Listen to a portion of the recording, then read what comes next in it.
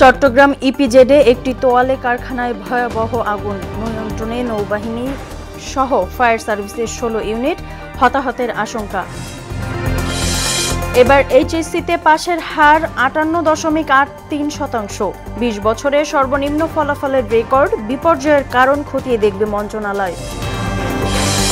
নানা দাবিতে দেশকে অস্থিতিশীল করার পায়তারায় লিপ্ত একটি মহল, অভিযোগ বিএনপির। আইনি ভিত্তি ছাড়া জুলাই সনদে সই করবে না এনসিপি। এবং আর্থিক সীমাবদ্ধতায় শিক্ষকদের বাড়ি ভাড়া ভাতা ৫% বেশি নয় বললেন উপদেষ্টা। আশ্বাসের নামে প্রহসনের অভিযোগ আন্দোলনরতদের।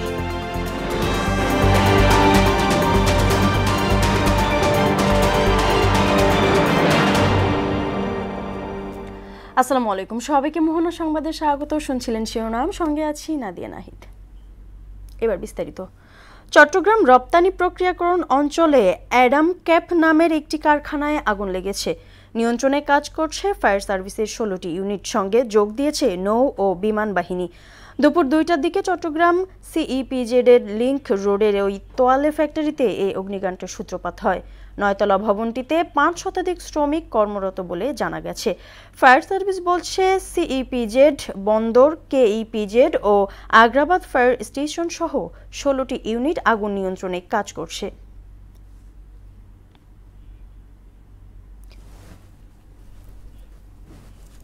কে যুক্ত হইতেছে?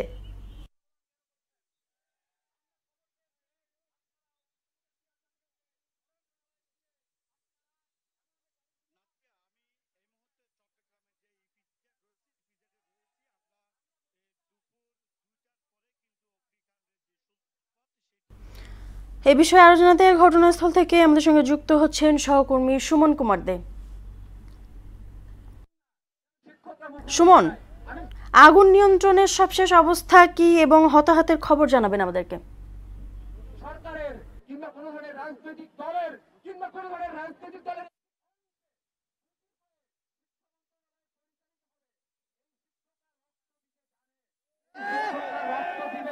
এবং আগামীর বাংলাদেশে আমরা এই শিক্ষকদের মধ্য দিয়ে এখন চলছে একে একে ফায়ার সার্ভিসের ১৬টি ইউনিট কিন্তু কাজ করছে। পাশাপাশি বাংলাদেশ সেনাবাহিনী, নৌবাহিনী, বিমান বাহিনী, পুলিশ আপনার চেষ্টা করে যাচ্ছেন আগুন নিয়ন্ত্রণে আনার জন্য। যদি আপনাকে একটু দেখাই, ভয়াবহ আগুন কিন্তু নিয়ন্ত্রণে আনা সম্ভব হচ্ছে না।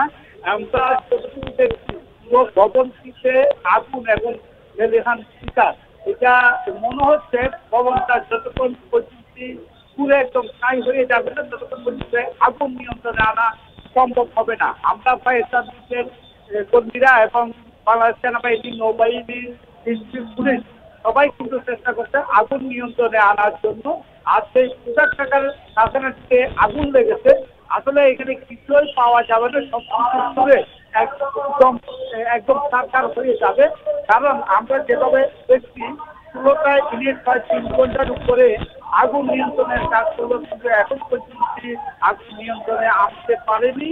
যতই সময় যাচ্ছে তত আগুনের ভয়াবহ তীব্রতা ততই কিন্তু বাড়ছে। যদি আপনি ভিডিওটা দেখেন তাহলে বুঝতে পারবেন যে যত সময় যাচ্ছে কিন্তু আগুনের লেলিহান শিকার। তো আমরা ফায়ার সার্ভিসের সাথে কথা বলেছি, তারা বলছেন এই চট্টগ্রামের বিভিন্ন ইউনিট থেকে তারা যে ১৬টি ইউনিট থেকে কিন্তু আগুন নিয়ন্ত্রণের কাজ করছে খবর পাওয়ার পর থেকে। তারপরে কিন্তু আগুনের যে ভয়াবহ, আগুনের পাশে কিন্তু যাওয়া যাচ্ছে না। আমরা প্রায় অনেক দূরে দাঁড়িয়ে আছি, আমরা এই অনেক দূরে দাঁড়িয়েও থাকতে পারছি না। আগুনের যে গরম সেটির জন্য আমরা ফাঁকেও যেতে পারছি না। আর ফায়ার সার্ভিসের কর্মীরা। সুমন, আপনাকে ধন্যবাদ। চলতি বছরের এইচএসসি ও সমমান পরীক্ষার ফল প্রকাশ করা হয়েছে। গড় পাশের হার ৫৮.৮৩%। গড় পাশের হার ৫৮.৮৩%। জিপিএ 5 পেয়েছেন ৬৯,০৯৭ জন শিক্ষার্থী, গেল বছরের তুলনায় যা প্রায় অর্ধেক। ৯টি সাধারণ শিক্ষা বোর্ডে পাশের হার এগিয়ে ঢাকা, সবচেয়ে কম কুমিল্লা শিক্ষা বোর্ড। কয়েক বছরের ধারাবাহিকতায় জিপিএ এবং পাশের হারে ভালো অবস্থানে মেয়েরা। বিস্তারিত জানাচ্ছেন মুদাসসির আলী। বৃহস্পতিবার সকালে এইচএসসি ও সমমান পরীক্ষার ফল প্রকাশ করা হয়। এবছর গড় পাশের হার 58.83%। 9টি সাধারণ সহ কারিগরি ও মাদ্রাসা শিক্ষা বোর্ড একযোগে ফল প্রকাশ করে। সাধারণ শিক্ষা বোর্ডের মধ্যে ঢাকায় পাশের হার 64.62, চট্টগ্রামে 52.57, বরিশালে 62.57, সিলেটে 51.86, রাজশাহীতে 59.40, ময়মনসিংহে 51.54, দিনাজপুরে 57.49, যশোরে 50.20 এবং কুমিল্লায় পাশের হার 48.86%। এছাড়া মাদ্রাসা শিক্ষা বোর্ডে পাশের হার 75.61 এবং কারিগরি শিক্ষা বোর্ডে পাশ করেছে 62.57% শিক্ষার্থী। এতে দেখা যায় সাধারণ শিক্ষা বোর্ডের মধ্যে এগিয়ে ঢাকা, এক্ষেত্রে পিছিয়ে কুমিল্লা শিক্ষা বোর্ড। 62.97% নিয়ে এবারেও পাশের হারে এগিয়ে মেয়েরা। ছেলেদের পাশের হার 54.60%। আমি বলবো যারা এ প্লাস পাইছে পায় নাই যাতে মন খারাপ না করে, কারণ যা পাইছে নিজের যোগ্যতায়। প্রশ্ন কঠিন হয়েছে তো অনেক টেনশনে ছিলাম, তা আলহামদুলিল্লাহ সবকিছুর জন্য। একটু কঠিন প্রশ্ন, কঠিনভাবে খাতা দেখা এটা একটা কারণ হতে পারে। গেল বছরের তুলনায় জিপিএ 5 কমেছে প্রায় অর্ধেক। এবার জিপিএ 5 পেয়েছেন 69,097 জন। এর মধ্যে ঢাকা বোর্ডে জিপিএ 5 এর সংখ্যা 26,063টি, চট্টগ্রামে 6,097, বরিশালে 1,674, সিলেটে 1,602, রাজশাহীতে 10,137, ময়মনসিংহে 2,684, দিনাজপুরে 6,260, যশোরে 5,995, কুমিল্লায় 2,707, মাদ্রাসা বোর্ডে 4,268 এবং কারিগরি শিক্ষা বোর্ডে জিপিএ 5 পেয়েছেন 1,610 জন। টানা পঞ্চমবারের মতো জিপিএ 5 এ এগিয়ে মেয়েরা। খুব কঠিন ছিল জার্নিটা, তো সে যে এ প্লাস পেয়েছে, সো হ্যাপি আমি। এইচএসসি একটা টার্নিং পয়েন্ট লাইফে, এইচএসসির উপর অনেক কিছু নির্ভর করছে। সো আজকে আমি আলহামদুলিল্লাহ গোল্ডেন এ প্লাস পেয়েছি। আলহামদুলিল্লাহ এ প্লাস পেয়েছি, আর আগামী দিনে আমি চাই যে ঢাকা ভার্সিটিতে আমার চান্স হয়। পাশের হার ও জিপিএ 5 কমলেও সন্তুষ্ট জানিয়েছেন শিক্ষা প্রতিষ্ঠান প্রধানরা। তাদের মতে খাতা সঠিকভাবে মূল্যায়ন হওয়ায় এবারে ফল খারাপ হয়েছে। মেয়েদের মধ্যে প্রসেস প্রিপারেশন তো ছিল, তারপরে কোনো পরীক্ষা তারা একটু বসের সাথে অ্যাডজাস্ট করতে তাদের একটু সময় হয়েছে, বা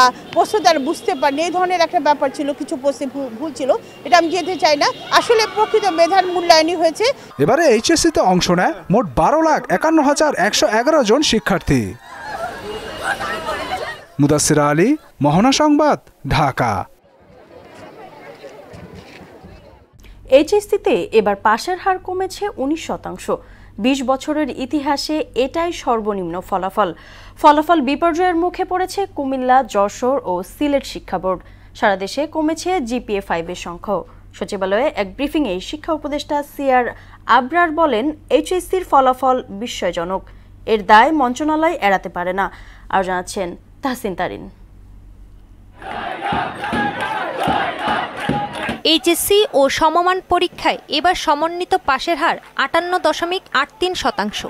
এর চেয়ে কম পাশের হার ছিল 2004 সালে। ওই বছর উচ্চ মাধ্যমিক পাশ করে 47.74% শিক্ষার্থী। পরের বছর যা বেড়ে দাঁড়ায় 59.16%। সেই হিসেবে 20 বছরের মধ্যে এবারই পাশের হার সবচেয়ে কম। গেলবারের চেয়ে পাশের হার কমেছে 18.95%। 2024 সালে পাশের হার ছিল 77.78%। ওই বছর জিপিএ 5 পায় 1,45,911 জন, কিন্তু এবছর নেমে দাঁড়িয়েছে 69,097 জনে। সচিবালয়ে এক ব্রিফিংয়ে শিক্ষা উপদেষ্টা সিআর আবরার বলেন, এবারের ফলাফল বিস্ময়কর। আমরা অতিরিক্ত নম্বর দিয়ে সন্তুষ্টি নয়, বরং ন্যায্য নম্বর দিয়ে সততাকে বেছে নিয়েছি। এই সিদ্ধান্ত সহজ নয়, কিন্তু প্রয়োজনীয়। কারণ আজ যদি আমরা সাহস করে বাস্তবতাকে স্বীকার না করি, তাহলে মেধাবীদের প্রতি এবং আগামী প্রজন্মের প্রতি আমরা অন্যায় করব।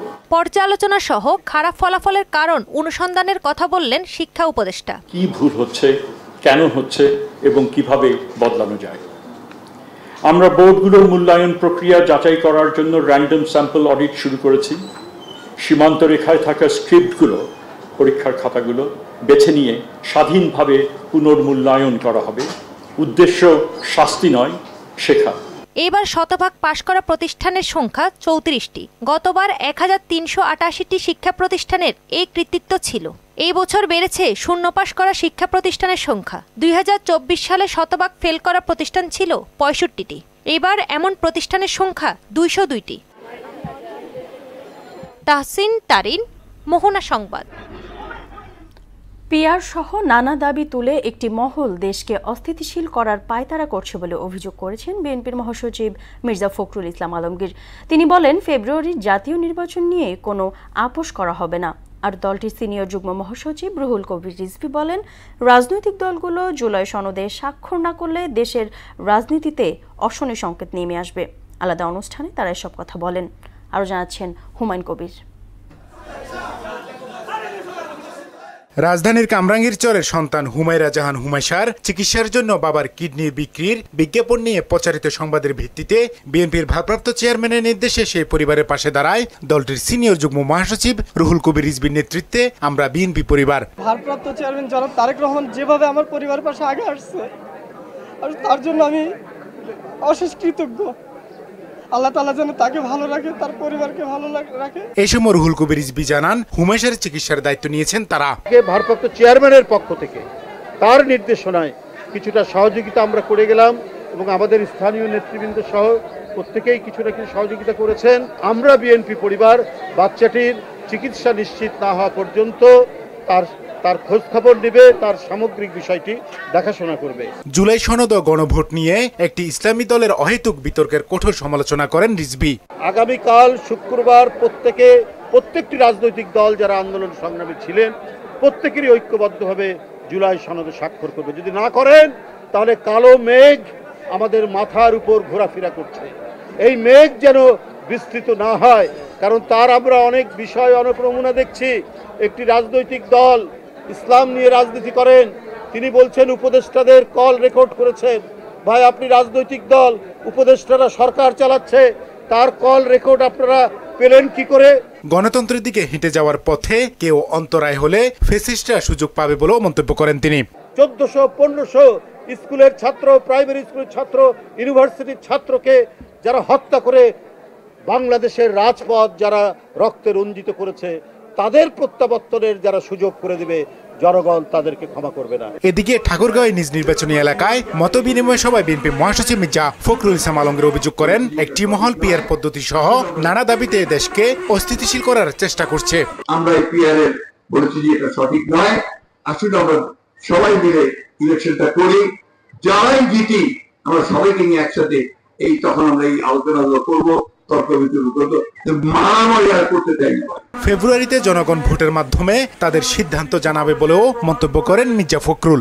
জনগণ ভোট দিয়ে ঠিক করবে কারা যাবে, পিআর হবে কি হবে না। হুমায়ুন কবির, মোহনা সংবাদ। আইনি ভিত্তি ছাড়া জুলাই সনদ স্বাক্ষর অনুষ্ঠানে অংশীদার হবে না এনসিপি। সকালে দলটির কার্যালয়ে আয়োজিত ব্রিফিংয়ে এমন ঘোষণা দেন আহ্বায়ক নাহিদ ইসলাম। বলেন, জুলাই সনদ বাস্তবায়ন আদেশ স্বাক্ষরের আগেই প্রকাশ করতে হবে। ঐকমত্য না হওয়া 84টি বিষয় গণভোটের আওতায় আনার দাবিও জানান নাহিদ ইসলাম। আরও জানাচ্ছেন ওবায়দুল হক মারুফ। শুক্রবার জাতীয় সংসদ ভবনের দক্ষিণ ভবনে জুলাই জাতীয় সনদ স্বাক্ষরের প্রস্তুতি চলছে। বুধবার রাজনৈতিক দলের সঙ্গে শেষ দফার বৈঠকও সেরেছে ঐকমত্য কমিশন। তবে একদিন পর এনসিপি বলছে রাজনৈতিক দলগুলোকে নিশ্চয়তা দিতে হবে পরবর্তী সরকার জুলাই সনদ বাস্তবায়ন করবে। কমিশন বাস্তবায়নের আলোচনা ব্যতি রেখেই ঐকমত্য কমিশনের আলোচনাকে ইতি টানবার থেকে অগ্রসর হয়েছিল। সেই সময়টাতে জাতীয় নাগরিক পার্টি এনসিপি জোরালো বক্তব্য উপস্থাপন করেছে জুলাই সনদের অবশ্যই আইনি ভিত্তি প্রদান করতে হবে এবং সেই আইনি ভিত্তির মধ্য দিয়েই সামনে নির্বাচন অনুষ্ঠিত হতে হবে। যদি জুলাই সনদের আইনি ভিত্তি প্রদান করা না হয় তাহলে আমরা যতটুকু অর্জন করেছি সেই অর্জনটুকু আমাদের হাতছাড়া হয়ে যাবে। এক ব্রিফিংয়ে দলটির আহ্বায়ক নাহিদ ইসলাম বলেন, আইনি ভিত্তি ছাড়া জুলাই সনদে স্বাক্ষর নয়। অর্ডারের ব্যাপারে নিশ্চয়তা ছাড়া আমরা যদি সনদে স্বাক্ষর করি সেটা মূল্যহীন হবে এবং পরবর্তীতে সরকার অর্ডার আসলে কিসের ভিত্তিতে দিবে, কি টেক্সট সেখানে থাকবে সেই নিশ্চয়তা আমরা পাচ্ছি না। ফলে আমাদের সদস্য সচিব যেমনটা বললেন যে আমরা সেই বিষয়টা নিশ্চিত না হওয়া পর্যন্ত আমরা জুলাই সনদে স্বাক্ষরের আয়োজনটা চলতেছে সেখানে আমরা নিজেরা অংশীদার হব না। ঐকমত্য না হওয়া বিষয়ে গণভোটের দাবিও জানান তিনি। জনগণ যদি পক্ষে ভোট দেয় তাহলে জুলাই সনদ অনুমোদিত হবে এবং পরবর্তী সংসদ যার একটা কনস্টিটিউট পাওয়ার থাকবে তারা সেই সনদ অনুযায়ী সংবিধান সংস্কার করবে। ওবায়দুল হক মারুফ, মোহনা সংবাদ, ঢাকা। সরকারের আর্থিক সীমাবদ্ধতা থাকায় শিক্ষকদের বাড়ি ভাড়া ভাতা ৫% বেশি বাড়ানো সম্ভব নয় বলে জানিয়েছেন শিক্ষা উপদেষ্টা সিআর আবরার। আর আন্দোলনরত শিক্ষকদের প্রতিনিধি দেলাওয়ার হোসেন আজিজি বলেন, আশ্বাসের নামে শিক্ষকদের সঙ্গে প্রহসন করা হয়েছে। প্রত্যাশা পূরণ না হওয়ায় টানা ৫ম দিনের মতো কেন্দ্রীয় শহীদ মিনারে অবস্থান কর্মসূচি পালন করছেন এমপিওভুক্ত শিক্ষকরা।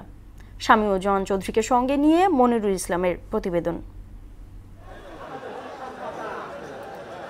শুরু থেকেই ৩ দাবি বাস্তবায়নে শান্তিপূর্ণ আন্দোলন করে আসছিলেন বেসরকারি শিক্ষার প্রতিষ্ঠানের এমপিওভুক্ত শিক্ষক কর্মচারীরা। তবে এর মাঝে পুলিশি বাধার মুখেও পড়তে হয় তাদের। দাবি পূরণে শহীদ মিনারে টানা ৫ দিনের মতো শান্তিপূর্ণ অবস্থান কর্মসূচি পালন করছেন তারা। বৃহস্পতিবারের নির্ধারিত কর্মসূচি যমুনামুখী লং মার্চের ডাক দিলেও সরকারের সঙ্গে বৈঠক থাকায় অবস্থান কর্মসূচি পালন করেন শিক্ষক কর্মচারীরা। একই সঙ্গে সারা দেশে এমপিওভুক্ত বেসরকারি শিক্ষা প্রতিষ্ঠানে চলছে কর্মবিরতিও। কেন্দ্রীয় শহীদ মিনারে আজকে আমাদের দাবি দেওয়া চূড়ান্ত পর্যায়ে আমরা এসেছি। ইনশাল্লাহ উপরআল্লাহ সহায় থাকলে আমাদের 20% যে প্রজ্ঞাপন আমরা ইনশাল্লাহ অল্প সময়ের মধ্যে আমরা সংবাদ পেয়ে দেবো। এই দাবি না দেওয়া পর্যন্ত আমরা এখান থেকে উঠব না। এদিকে সচিবালয়ে শিক্ষা উপদেষ্টার সঙ্গে বৈঠক করেন আন্দোলনরত শিক্ষকদের একটি প্রতিনিধি দল। দলটির প্রতিনিধি দেলাওয়ার হোসেন আজিজি অভিযোগ করেন, বিভিন্ন সংস্থার চাপে বৈঠকের নামে আইওয়াশ করেছেন শিক্ষা উপদেষ্টা। ওনারা আলোচনার নামে একটা আইওয়াশ করেছেন, কারণ আলোচনার অর্থ হচ্ছে আগে যে প্রস্তাব দিয়েছে এখান থেকে আমাকেও ছাড় দিতে হবে, মন্ত্রণালয়কে ছাড় দিতে হবে, কিন্তু ওনারা এর বাইরে ছাড় দিতে রাজি নয়। এখন 10 দিবেন আর পরে আপনারা 10 আগামী বাজেট থেকে দিবেন, কিন্তু প্রজ্ঞাপনের বিষয়টা স্পষ্ট উল্লেখ থাকতে হবে। কিন্তু টোটাল মিলে আমাদেরকে 20%, এখন 10 কার্যকর হবে, আগামী বাজেট থেকে 10 কার্যকর হবে। ওনারা আমাদের কথা পুনর্বিবেচনা করেন নাই, এই জন্য আমরা ওনাকে বলছি, স্যার আমাদের পক্ষে এই ক্রাউডকে ম্যানেজ করা কোনোভাবে সম্ভব না। সরকারের সিদ্ধান্তকে রীতিমতো প্রহসন আখ্যা দিয়ে দাবি আদায় না হওয়া পর্যন্ত কঠোর কর্মসূচি দেওয়ার হুঁশিয়ারিও দেন আজিজি। আমাদের কষ্ট সরকার আমাদের কষ্ট বিবেচনায় নিতে চায় না, আমাদেরকে বাস্তবায়ন করে শহীদ মিনার মেনে ফেলেন।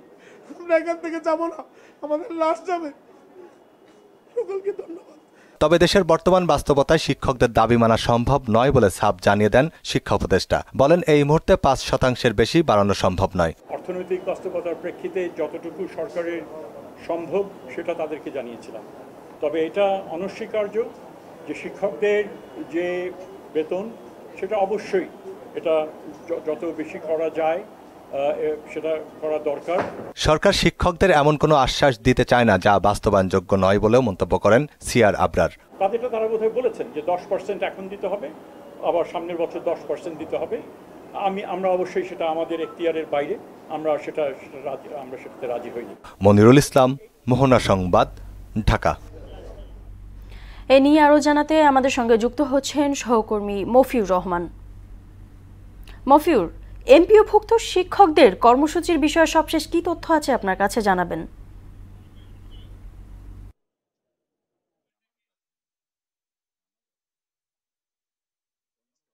এই মুহূর্তে আছি আমি কেন্দ্রীয় শহীদ মিনারে।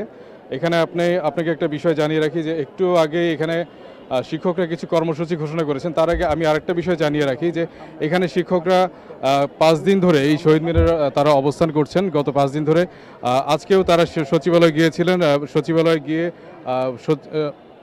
উপদেষ্টা মহোদয়ের সাথে তারা কথা বলেছেন। কথা বলে এসে এখানে তারা কর্মসূচি ঘোষণা করেছেন। তাদের সাথে আরেকটা বিষয় জানিয়ে রাখি যে এখানে যে বিভিন্ন রাজনৈতিক দল, এনসিপি এসেছিলেন, আম আদমি পার্টির যারা আছেন তারা এসেছিলেন, এছাড়া আরও বিভিন্ন রাজনৈতিক দল তাদের এই আন্দোলনের সাথে সংহতি জানিয়েছেন এবং তাদেরকে অনুরোধ করেছেন তারা যেন যমুনা অভিমুখে পদযাত্রা না করে।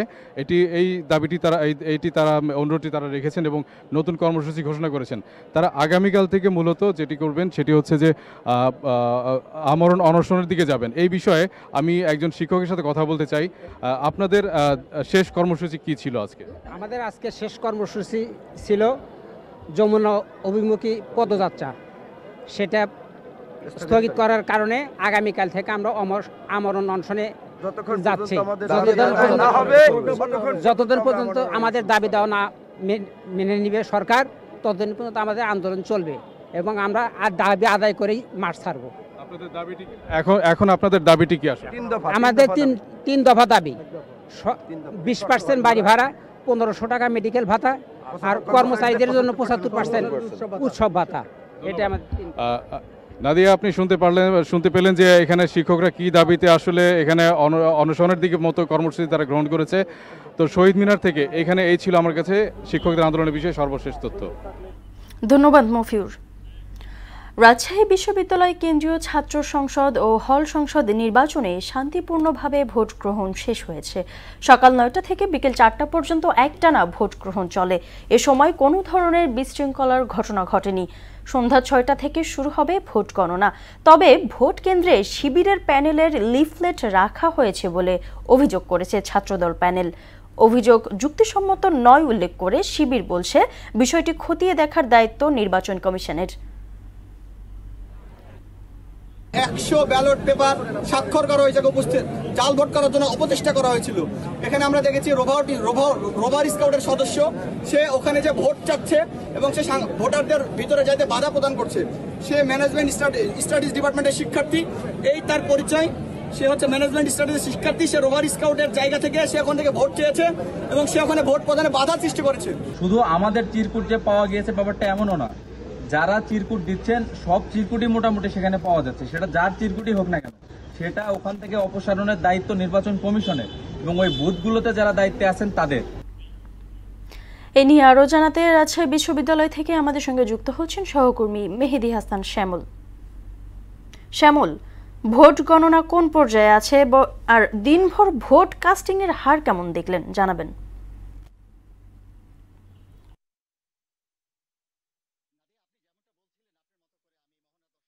চাই যে আজকে দীর্ঘ সময় পরে যে রাজশাহী বিশ্ববিদ্যালয় প্রায় 3.5 যুগ পরে যে রাজশাহী বিশ্ববিদ্যালয়ের রাকসু নির্বাচন, সে রাকসু নির্বাচন সকাল 9টা থেকে শুরু করে বিকেল 4টা পর্যন্ত শান্তিপূর্ণ এবং উৎসবমুখর পরিবেশে অনুষ্ঠিত হয়েছে। কোথাও কোনো অভিযোগ কিন্তু আমরা পাই নাই যে কোনো ছোটখাটো দু একটি বিচ্ছিন্ন ঘটনা একজন আরেকজনের বিরুদ্ধে ছোটখাটো অভিযোগ করেছে ঠিকই। আমরা গণনার বিষয়ে আপনি জানতে চাচ্ছিলেন, আমরা এখন সরাসরি একটু যুক্ত করবো রাজশাহী বিশ্ববিদ্যালয়ের রাকসু নির্বাচনের পরিচালনার অন্যতম নির্বাচন কমিশনার প্রফেসর আকন্দ স্যার। আমরা প্রফেসর আকন্দ স্যারের কাছে আমরা একটু জানতে চাইবো যে স্যার সারাদিনের আসলে মূল্যায়নটা কি আর কত পার্সেন্ট ভোট কাস্ট হয়েছে, আর স্যার গণনা কখন থেকে আসলে আনুষ্ঠানিক শুরু হবে?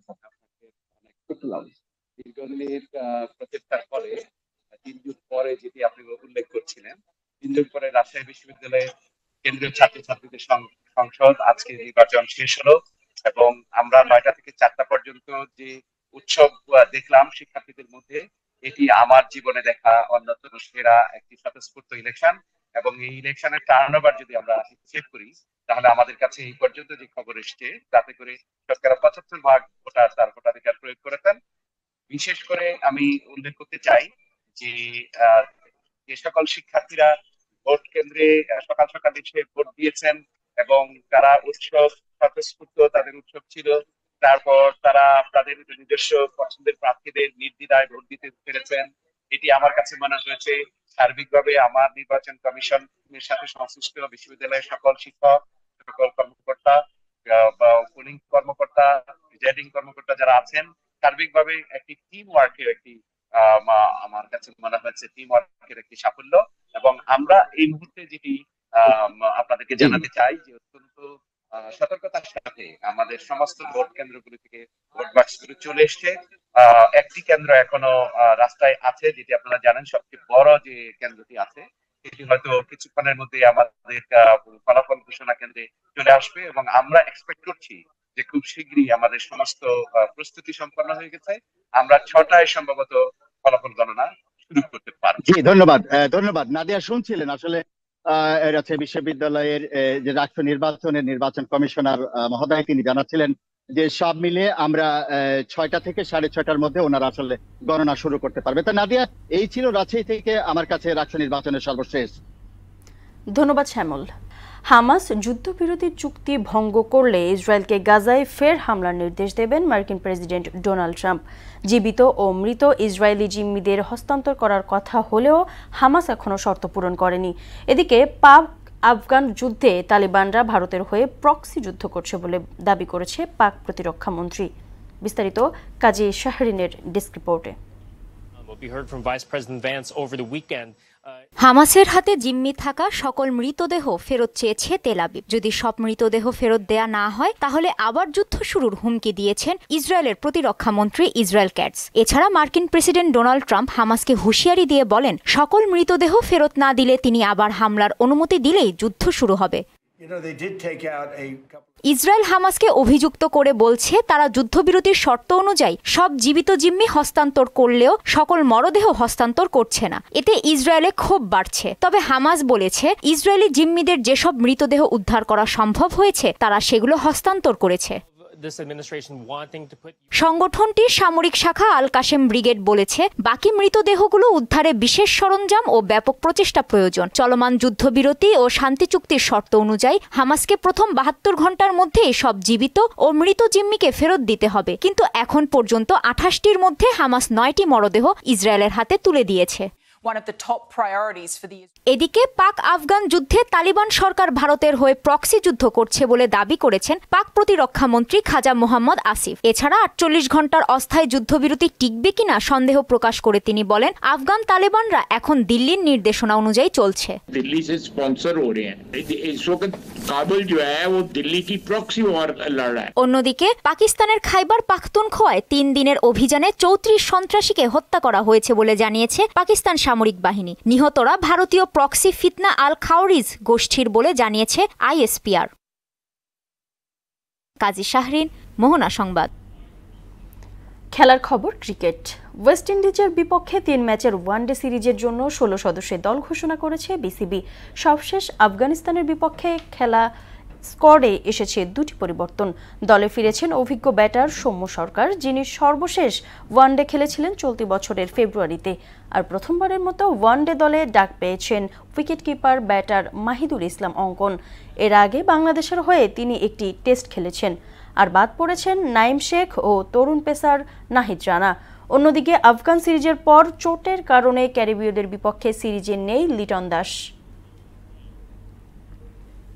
শেষ করব মোহনা সংবাদ, যাবার আগে শিরোনামগুলো আরও একবার।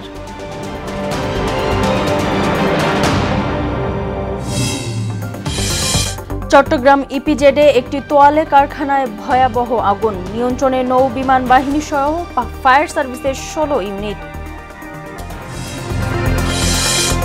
এবার এইচএসসিতে পাশের হার ৫৮.৮৩%, ২০ বছরের সর্বনিম্ন ফলাফলের রেকর্ড। বিপর্যয়ের কারণ খতিয়ে দেখবে মন্ত্রণালয়। নানা দাবিতে দেশকে অস্থিতিশীল করার পায়তারায় লিপ্ত একটি মহল, অভিযোগ বিএনপির। আইনি ভিত্তি ছাড়া জুলাই সনদে সই করবে না এনসিপি। এবং আর্থিক সীমাবদ্ধতায় শিক্ষকদের বাড়ি ভাড়া ভাতা ৫% বেশি নয় বললেন উপদেষ্টা। আশ্বাসের নামে প্রহসনের অভিযোগ আন্দোলনরতদের। এই ছিল মোহনা সংবাদে। পরবর্তী সংবাদ রাত ৯টায়। এর আগে সন্ধ্যা ৭টায় দেখবেন সংবাদ এক নজরে। মোহনা সবশেষ খবর জানতে ভিজিট করুন www.mohana.tv। সংবাদ দেখতে পারেন ফেসবুক ও ইউটিউবেও। এতক্ষণ সঙ্গে থাকার জন্য সবাইকে ধন্যবাদ।